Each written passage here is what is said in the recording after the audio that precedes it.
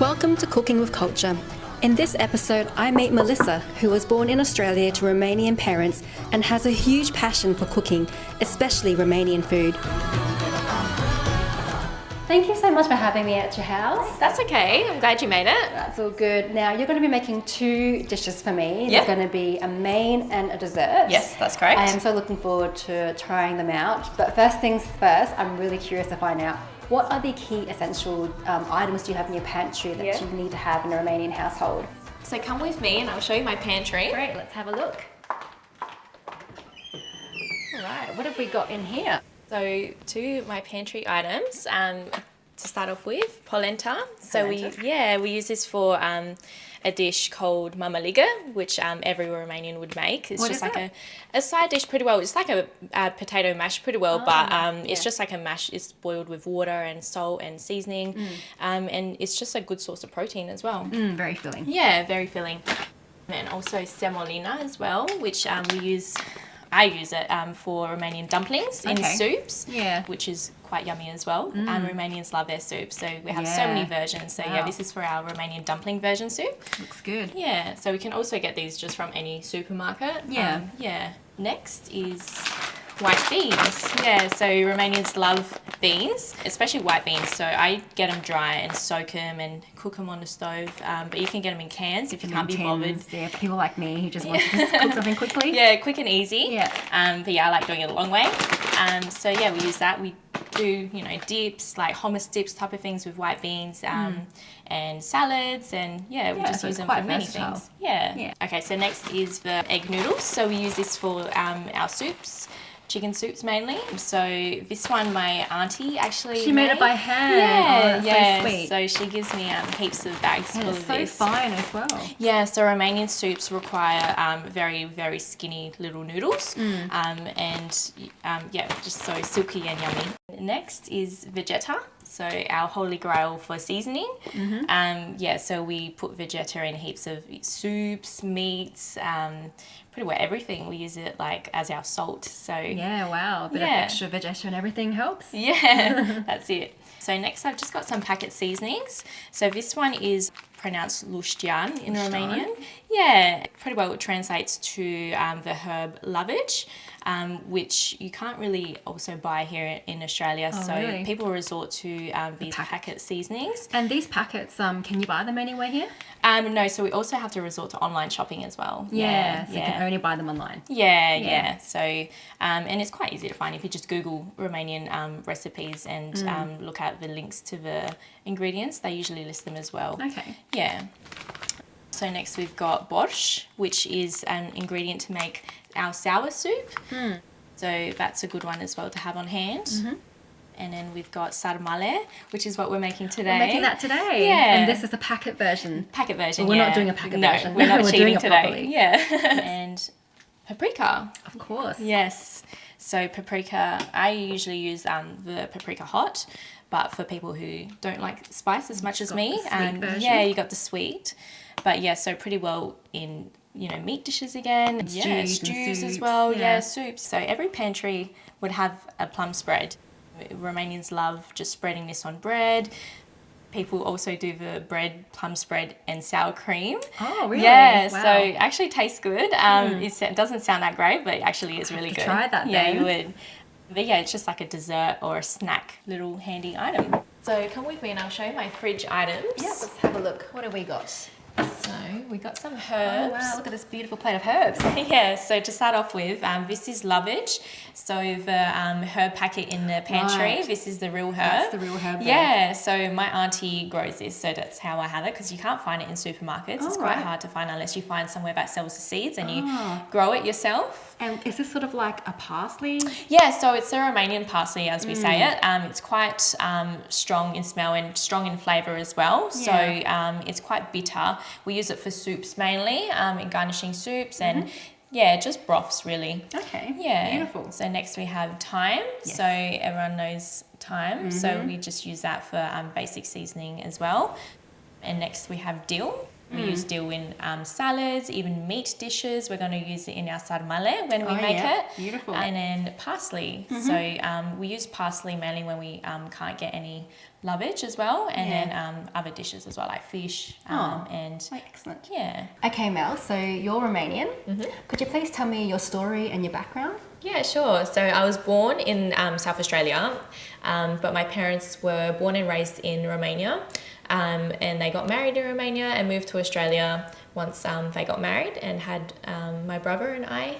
And so we pretty well lived in Australia our whole lives, but we've visited Romania quite a few times, especially in my childhood. Yeah, and you've got a lot of other families here as well, so aunties, uncles. Cousins, uncles, And it would have been quite difficult to find ingredients to cook with, such as the herb that you use. Lovage, yes. So you can't actually find them at some supermarkets here, so you just sort of have to grow your own. Yes. What other items would you look for, or where can you find them?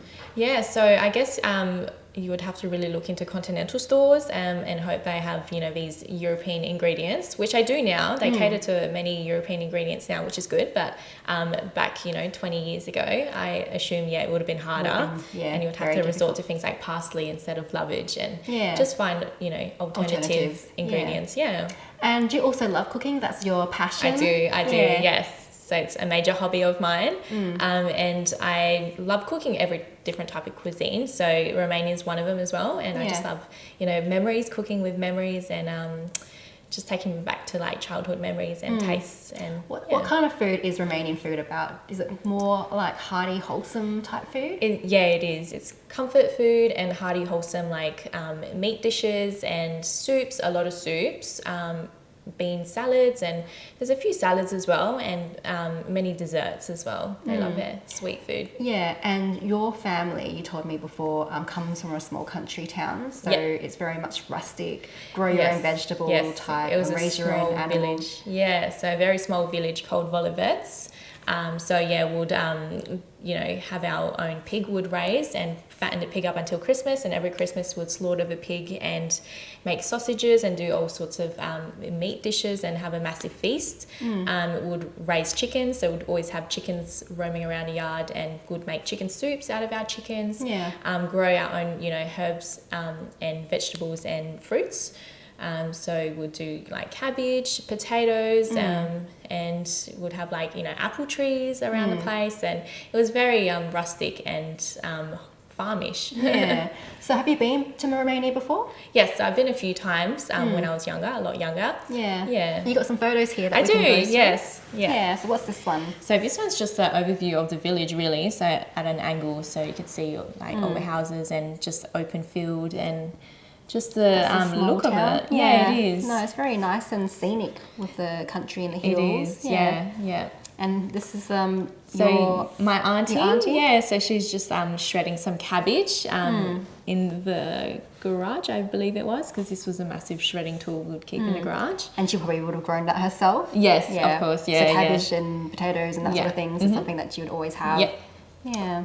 And then this is in autumn as well, so just in the backyard somewhere. When I say backyard, it's not really a backyard, it's just the field somewhere in the fields. Yeah. Do you think about how your life could have been if you were raised in Romania? Yeah, it would have been totally different. Yeah. It would have been very much a huge, like, you go back to visit, but then can you imagine yourself living in that lifestyle? I'm very glad to be raised in Australia. Let's just put it that way.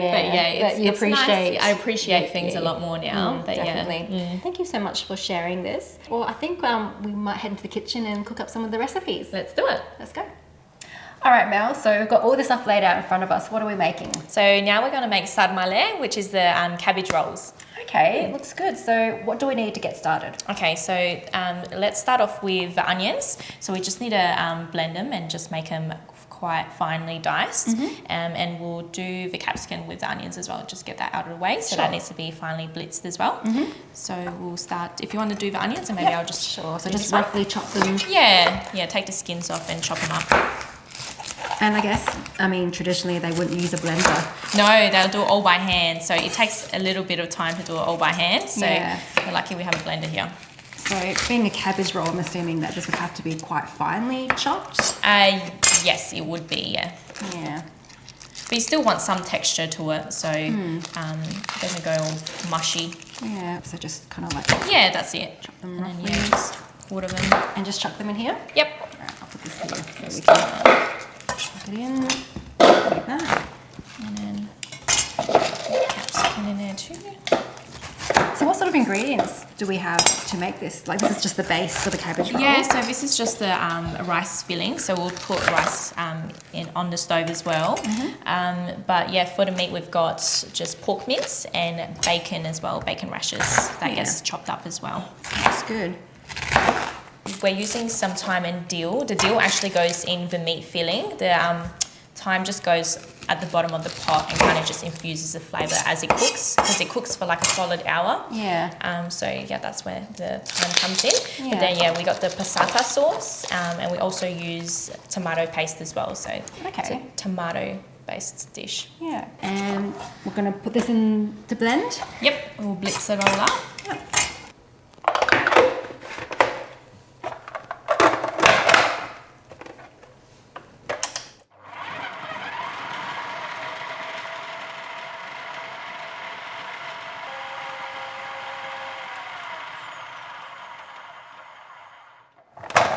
That should do it. That's the right texture. Yep. So it's kind of like roughly chopped. Yeah.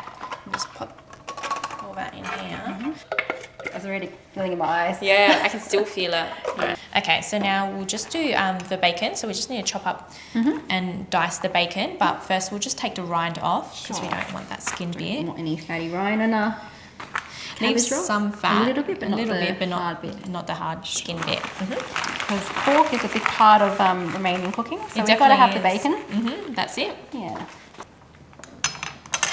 So again, dill is one of those ingredients that you always use a lot of. We do, yes. So we love our dill.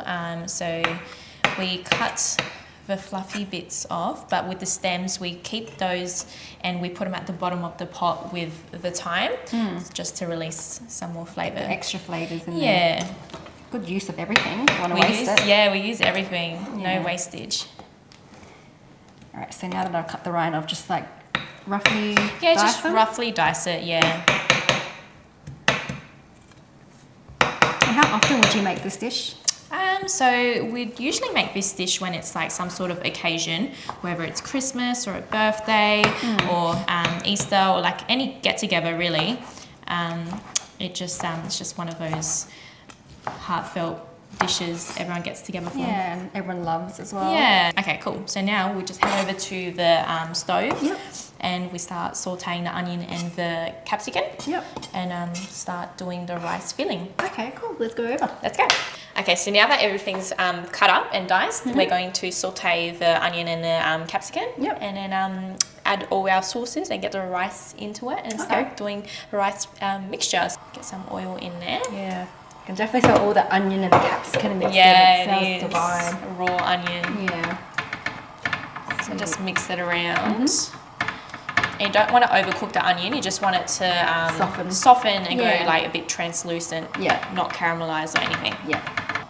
This looks like it's going to be a really big dish. Yeah, it makes a lot of, it's a large batch. So when you make sarmale, it's, for a lot of people. Yeah. And what sort of ingredients would you put in there once it's sort of ready to go?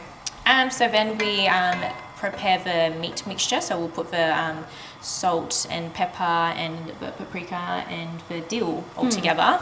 And the dill is really the main ingredient that you can, it's like a staple herb in the dish. You can really taste the dill throughout the dish, but mixed with the tomato. But you add that in kind of like last, because it's still quite fresh. Yeah, you add it in a meat mixture later on. There we go, so we got that going. And now I might just add the tomato paste. So usually if I have the recipe, so I'll just use half the tub. Okay. But usually the original recipe calls for a whole tub. A whole tub because you make a big batch. Yes. Yeah. And this will still be quite a big batch, so it is. Mix that through. Might just turn it down a little bit.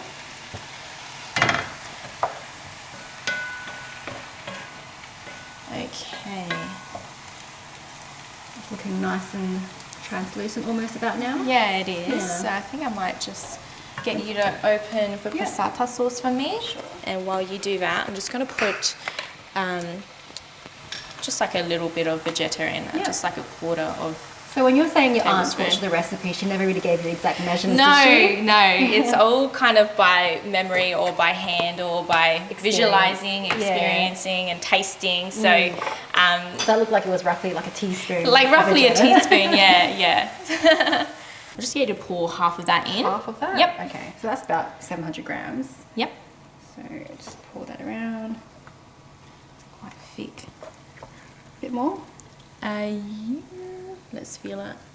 Go by feel. Yeah. Just a little bit more and that should do it. So we save half of it and fill it with water and shake it to pour over the top. We always do that. Yeah. Nothing goes to waste. Nothing, yeah. Okay, and then while that's heating up, I might even put the paprika in. So I'll just put a spoonful, so it would just be a tablespoon. Yeah. A generous tablespoon. Would you prefer hot paprika or would you just do mild because some people don't like spice? Yeah, so I'm doing the sweet paprika now, just because I'm catering to other people who might not like hot. Yeah. But if I'm doing it just for myself, I'll do hot. Yeah, definitely. I like a bit of spice as well. Do you? Oh, that's good. I do, yeah, love spice a lot. And then get some pepper in there. That's right. Definitely got to have some pepper. Yep. So funny enough, this doesn't include garlic, which is one of the biggest ingredients you say you have in Romanian food. It also surprises me that this one doesn't have garlic in it, but yeah, it's just... And you were specifically told not to put garlic in this. Yeah, I was going to. When my auntie taught me how to make this recipe, had the garlic out ready to go. She's like, take the garlic away, don't put the garlic in. It's not traditional in that way. No, yeah, so the recipe doesn't call for it, which actually did surprise me. Yeah, because I would have thought it would have been perfect for this dish. Yeah, I know, but... Oh well, I'm following the Just make sure traditional we do recipe. it the proper way. The Romanians will be at home going, no garlic. Yeah. Yeah, I'll be letting them down. Yeah. Okay, so now that's all mixed through. We can add the rice. So I've got that here. Yep. That has been washed and drained. And that's kind of like just over a cup. Just over a cup, yeah. And that's arborio rice. Yes, that's correct. Risotto rice, yeah. Chuck it all in. Yep. Okay, and then what I might do, just get like a cup of water in there as well, if you just want to use this cup. Yep. So this just cooks for about, I don't know, 6 to 8 minutes. Just like, just pour it in, just to get the rice half cooked. And that's basically it, is it? So that's over a low heat for how long? Just about 6 to 8 minutes. Yeah. If it's on high heat, more less, but if it's on a lower heat, more towards 10 minutes. Okay, so now we're just going to do the meat mixture. So if you bring over the bowl, I'll chuck in the pork mince. Just take that film of paper off. And I'll add the bacon. Chuck that all in.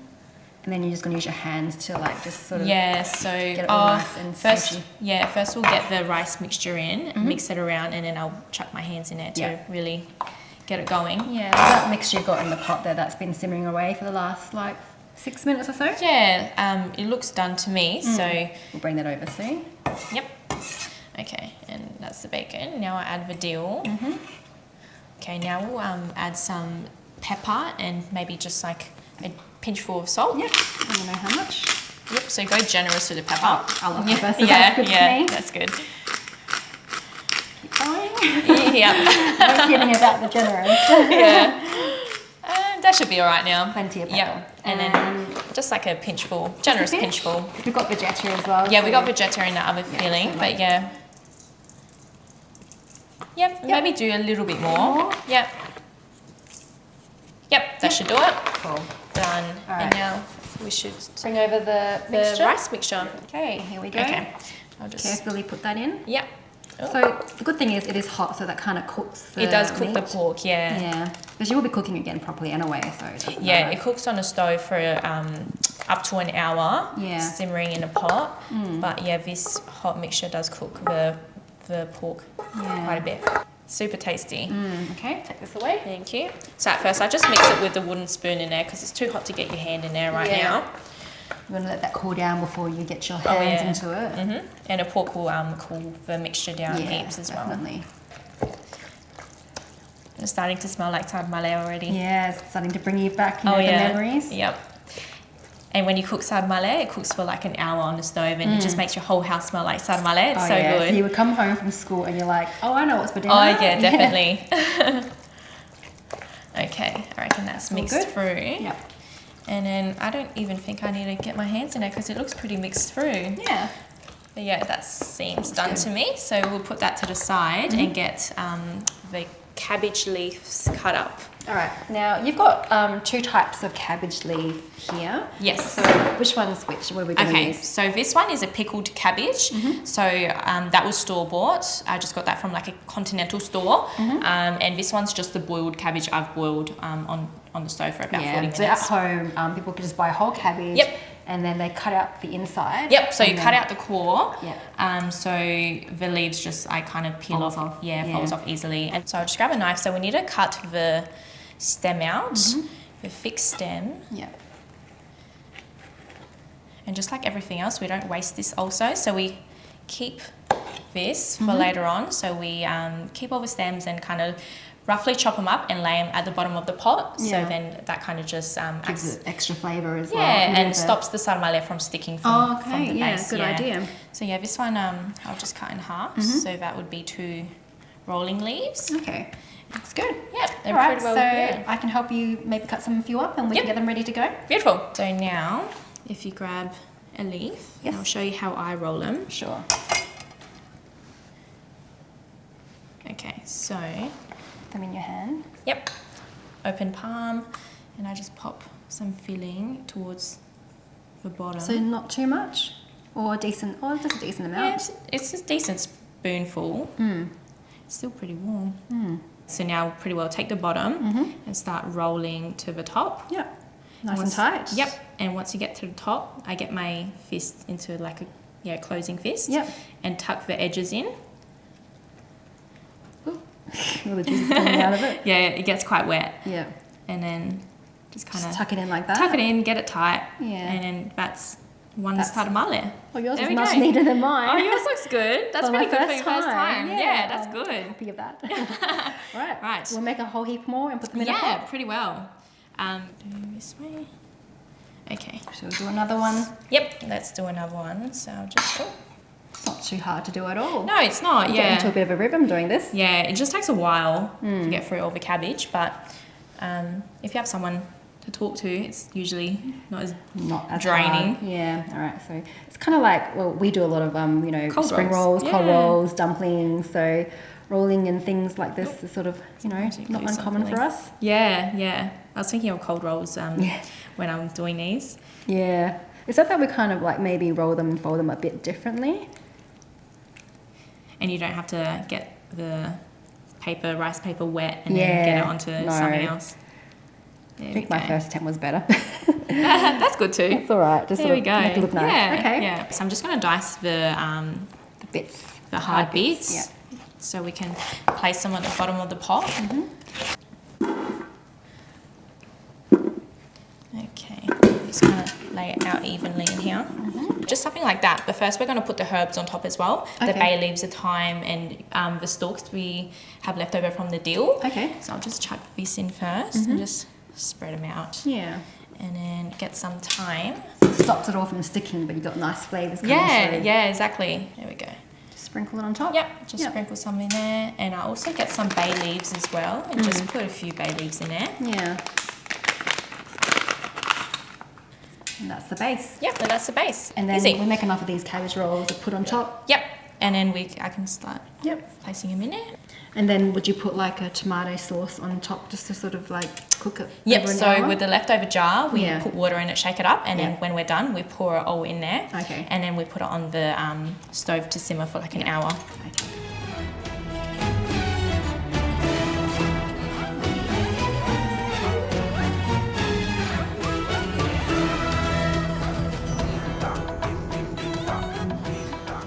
All right, so this is the final step. We've rolled up a whole heap of cabbage rolls, and what do we do now? Okay, so now with the leftover passata sauce, we're just going to fill some water up to the top of the jar, shake it about, and then we're going to pour it in there so it has something to simmer in, and then cover it with, I've just got a raw cabbage leaf, and simmer on the stove for an hour, up to an hour. And then mix it all up. Yep. We don't like wasting anything now, do we? No. All right, let's pour it in. Yep. Just get it all around. There we go. Perfect. Done. All right, so we'll chuck it on the stove for an hour, put the lid on. I love that. Yeah. So, you know, versatile. And I've just chucked this on as well. Yeah. And then bring it over to the stove. Okay, so this is the final product. Ta-da! Wow, Yay. it's so nice. Yeah, so are you ready to taste it? I am so looking forward to this. So just I've got a piece here with my dill, put that on top. And grab some sour cream. It complements sarmale very well. We always serve sour cream with sarmale. So something that you have always on the side. Oh, yes, definitely. Yep. And now I'm just going to dig in and have a taste. Make sure I've got a bit of dill, a bit of sour cream all together. Mmm. It's good, hey? Oh, wow. Yeah. It's so nice. Like it's so wholesome and moorish. Like it's beautiful. Yeah, yeah. Oh, wow. I'm definitely making this at home. Do it's it. gorgeous. Yeah, it's very comforting. Well, yeah, we've got your friends coming over. Yeah. So thank you so much for teaching me how to make this. That's okay. And how do you say cheers in Romania? We say norok. Norok. Okay, well, thank you for teaching me this recipe. Norok. So now we're going to our next recipe. We're going to do a dessert item. What are we going to make today? So today we're making Norch, which is like a walnut biscuit filled with a walnut cream, and it looks like a little walnut, really, like a walnut shell. Yeah. Yeah. So let me know what are you going to do now to make this recipe? Yep. Okay. So my auntie actually gave me this recipe to make. So I've just got a little sheet here to remind me of the measurements. So to start off with, we're going to crack 2 eggs. I'm halving the recipe because the actual recipe makes 120, but this recipe would only make 60 biscuits, which is still quite a bit. It is a lot, so we'll have to like give them out to all our friends. Yeah, but yeah. So crack 2 eggs first.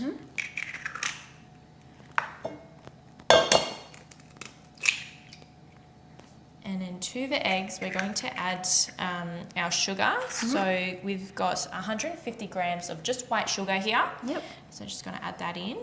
And now we're just going to blend the eggs and the sugar until the consistency is quite fluffy. Yep. So just do a little bit on low.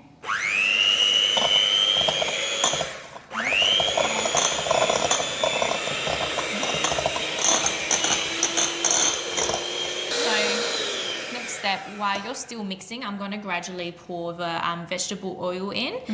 So we're putting in, how much oil do we have here? 3/4 cups? Yep, that's it. Yeah, so we're going to pour 3/4 cups in of, this is just vegetable oil. Yep, all right, so I'll mix it.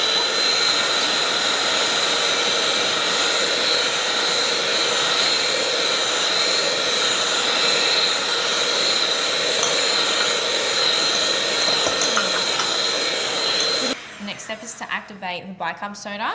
So we just have a small teaspoon of bicarb soda. We're going to activate with just the tiniest dash of white vinegar. So I'll just squeeze some vinegar in here. There we go. Bubble. And just bubbling. And I'll just quickly grab a teaspoon to mix it up and pour in here. There we go. Looks good. Okay, and then now the next step is to add the flour. Yep. So we've got 320 grams of flour here. Yep. So we're just going to incorporate it into the, I might just do half for now, and then let's get a spatula to start mixing that one through. Does it have to be like mixed roughly and not folding it in or anything special? No, just mix it all together. Yeah, nice and rough. Yeah. So this dish is something that you would have all year round. It's like a kind of something that you have for special events? Yeah, that's it. Yeah, so especially growing up, we had it when we had our church events. All the ladies would get together and make it and bring a large batch to our church events, or even Christmas occasions. Yeah. All the wives would get together and make Nuci together. And yeah, it was just one of those recipes that you'd find at occasions or large gatherings. Oh, wow. That's good to know. Yeah. How's that looking? Nice no, that's thick. good. Yeah, I might just add the rest of it? Rest of the flour. And And you got these cute little molds that you use to make it look like them as well. Yeah, and they look like little walnuts, the walnut shells. Oh, right. Yeah. So then at this stage, you get your hands in there and start kneading them, you think? Yep, so start kneading the dough.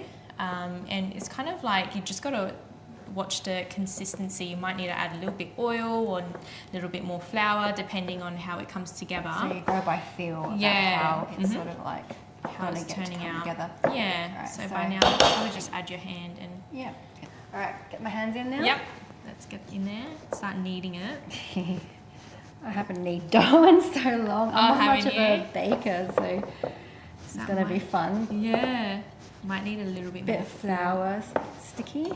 So what kind of like texture are we looking for? So we're looking for like a Play-Doh texture really, because you really want to be able to mold it over the moulding walnut shapes mold. So sprinkle more. There we go. Yeah. That's better. So this is only like half the size batch that your auntie would usually make. Yeah, usually makes quite a bit. So now we're going to make the filling. And so put this aside for now. Yep, we'll put that on the side. All right, so next we're going to our filling. So I just bought whole walnuts and just grinded them down to the finest you can get them. I just did that in my blender. So this is 250 grams of walnuts. So I'll just add that to our bowl. I'll try and get that for you if you like. Okay, beautiful. That's come together really nice and fine. Yes, yeah. Crumbly in texture. Yep, you want it as smooth as possible. Yeah. There's a lot of walnuts in here, definitely. It is. It's definitely, based on just walnuts. All right, that's all that in there. Yep. Okay, now we got 300 grams of sour cream. Oh, pop that in there. So again, sour cream is used in desserts. Desserts as well, everything. Oh, there we go. Break that down. Yeah. And then we have 45 grams of icing sugar. We also add in there. So I'll just pop that in there now as well. Yep. And just mix that all together and that's the filling. All right, and that's it. Yeah. And the dessert actually tastes better after a day. So if you're going to make it, you want to make it a day before the event. Yeah. So the cream just gets through the biscuit and makes it all soft and just nice and mushy. But yeah, if you make it, you have it on a day, it's quite crunchy, which is still good. Yeah. But yeah, we definitely prefer it a day old, so it gets to that soft texture. Yeah. Well, that's coming together really nice. Yeah, that looks perfect. Beautiful. That's what it looks like. Yep. Yeah. Easy. Right. So we're just going to put the molds together and then we'll put the filling in and it goes, you do the baking first. And then put the filling in afterwards. Yep. Okay, great. Yep. Let's Easy. do it now. So now I'm just going to take the dough out and I'll take that. thank you. Just split it in 2 bowls so we have a bowl each to work with. So that's your half. Piece. Yep. So now these are the molds that we use to... They're so cute. Yeah, they are. They look like little walnuts. They are, that's what they're meant to be. Yep, that's it. So that's what the mold looks like. So we put the dough in the groove here. Yep.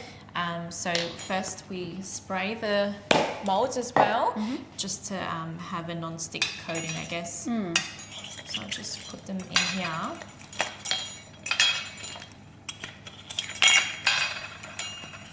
We'll just do that for now. And just spray inside them. So that way they slide straight out once they're baked. Yeah. Okay. And how much would you take? Yeah, so I just take it to start off with just a little bit like that. Yeah. And then grab yourself a mold and pretty well, put it in there. It's a bit harder with nails, so I need to use my knuckle. But you want to just get like a really thin, even thickness throughout the whole mold. So you just get it as thin as you can to the point it doesn't tear. Yeah. So that's pretty well it. And we go to the next. Yep, so we'll do a couple of these and then we'll chuck them in the oven. Yep. And that's it. Yep. And in the oven they usually take about 6 to 8 minutes, but you just watch them go golden brown. It's one of those things that we don't really time. It's just like visual. We go by looking at it. But yeah, as soon as they go to that nice golden brown colour, we take them out and then do the next batch. Okay, great. So we'll do a few more of these and then we'll chuck them in the oven. Yep. And then we have the filling. Yep. Great. Okay, so now we've got our baked moulds, our filling, and we've just got some icing sugar to roll the biscuit in. And I've got cocoa with icing sugar. Yep, that's correct. Yep. So they're the chocolate ones, and I've just got the plain white icing sugar. So what we do is just pick up a biscuit each and get a little bit of filling. Yep, and just scoop it over. Not too much, it doesn't get too full. Yeah, that's correct. And even if it does, when you squeeze them together, you just take off the excess that comes out. And we just keep going until they're all done. So do a few of them and then we're going to stick them together and then roll a bit of icing sugar or cocoa icing sugar. Yep. And that's it. That's pretty well done, Yeah, easy. But I see what you mean, how this is best done with somebody to keep you company. Definitely, yeah. It can get a bit boring if you're doing it on your own. Yeah. My auntie says that she sits herself in front of the TV and watches Netflix while she does it, if she does do it alone. Well, that's a great thing about Netflix. You've got plenty to keep you going to binge watch while you're doing this. Yeah, exactly. Okay, so now we put them together. All right. So we grab two and just mould them together. So just stick them together. Yep. And you'll see how the excess just oozes out the So side. and then you just wipe them off. Yeah, just use your spoon to kind of like go around and flick off the excess cream. And then once you have that pushed together and wiped off, just roll it in your icing sugar. I just put it in there, and sometimes I just pick it up and kind of like sprinkle the icing sugar on top of the Norch, the biscuits. So cover it evenly. Yeah. Which one's your favourite? You said the white one's your I preferred? prefer the white one, I think. It's more of a traditional they're version. both good. They're both good, but yeah, no, I think I prefer the white ones. Yeah. Plain Jane. So good already. Yes, and that's pretty well the final product. Oh, cute. Well, this one is my cocoa version. Yeah, that looks perfect. Nice. Yeah. Oh, wow. And after a day, the icing sugar does kind of melt and kind of go into the biscuit, so it doesn't look like this the next day. Yeah. Okay. So definitely better the second day. It definitely is the second day, yeah. Lovely. We'll do a few more Yep. and then we'll taste one of them. Yep. So this is it, the final product. The final product. So yeah, this is a day old. So the icing sugar kind of like oozes into the biscuit a little bit and kind of melts into it. Kind of made a bit of a little case around Yeah, it. like a little glaze. But yeah, so the biscuit's going to be softer today. So let me know what you think. All right, which one should I taste? The white one or the... Yeah, do original first and then try a chocolate. Oh, they look so good. Yum.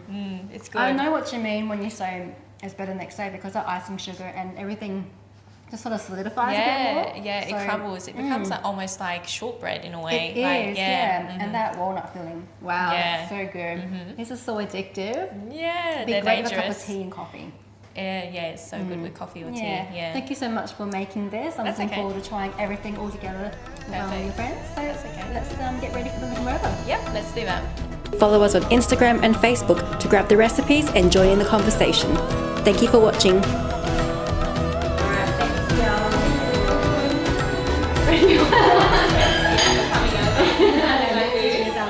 So good. Not all.